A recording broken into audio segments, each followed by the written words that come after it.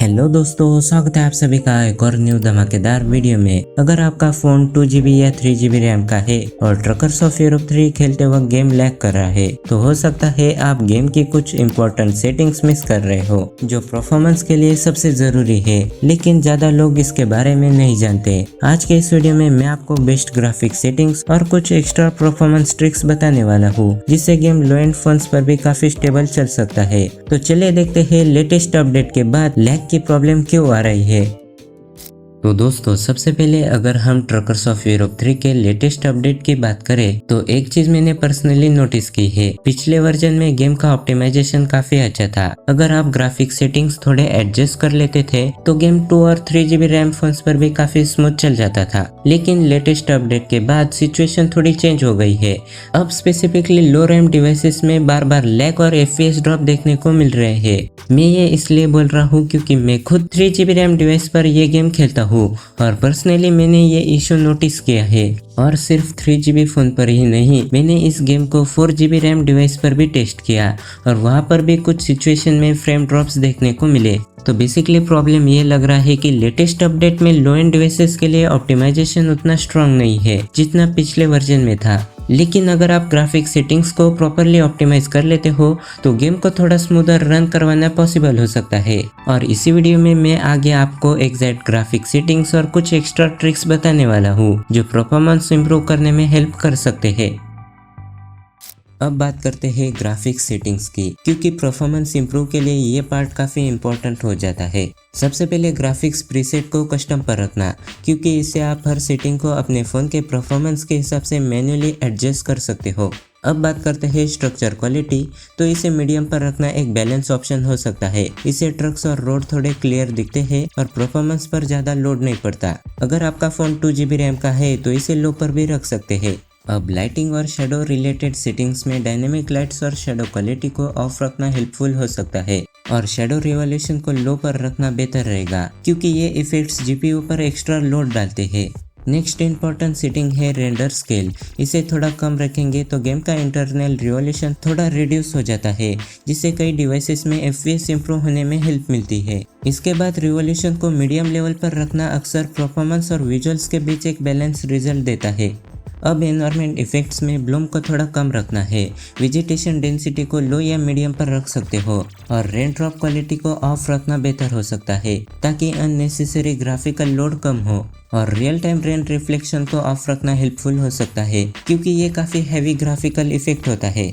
इसके बाद limit FPS को 60 रखने से गेम प्ले काफ़ी स्मूथ फील हो सकता है अगर आपका डिवाइस हैंडल कर पाए। और लास्ट में ट्रैफिक इंटेंसिटी को मीडियम से थोड़ा कम रखने से स्पेशली सिटी में लैग और फ्रेम ड्रॉप्स थोड़े कम देखने को मिल सकते हैं।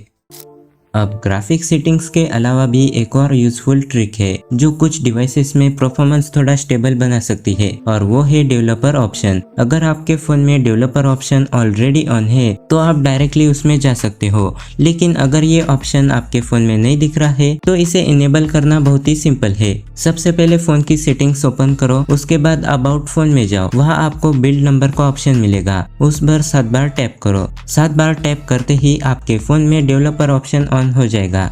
अब वापस सेटिंग में आओ और डेवलपर ऑप्शन ओपन करो। यहाँ थोड़ा स्क्रॉल करने पर ग्राफिक्स ड्राइवर प्रेफरेंस का ऑप्शन मिलता है। इस ऑप्शन में जाके ट्रकर्स ऑफ यूरोप 3 को ढूंढो और उसको सिस्टम ग्राफिक्स ड्राइवर पर सेट कर दो। इससे गेम की परफॉर्मेंस थोड़ी स्टेबल हो जाती है। उसके बाद इसी डेवलपर ऑप्शन में एक और सेटिंग होती है, फोर्स 4x MSAA। अगर ये ऑप्शन ऑन है तो इसे ऑफ रखना बेहतर हो सकता है, क्योंकि ये feature extra GPU power use करता है। उसके बाद डेवलपर ऑप्शन में एक और यूजफुल सेटिंग मिलती है, बैकग्राउंड प्रोसेस लिमिट। अगर आपका फ़ोन लो रैम डिवाइस है तो बैकग्राउंड प्रोसेस लिमिट को स्टैंडर्ड लिमिट से कम 2 या 3 प्रोसेस पर सेट कर सकते हो। इससे बैकग्राउंड में चलने वाले ऐप्स कम हो जाते हैं और गेम को ज़्यादा रैम मिलती है। उसके बाद एक और छोटी सेटिंग है एनिमेशन स्केल, जैसे window animation scale, transition animation scale और एनिमेटर ड्यूरेशन स्केल। इन सबको 0.5x पर सेट कर दो। इससे फ़ोन की एनिमेशन फास्ट हो जाती है और लो एंड फोन्स में डिवाइस का रिस्पॉन्स काफ़ी फास्ट फील होता है, ऑलमोस्ट हाई एंड फ़ोन जैसा।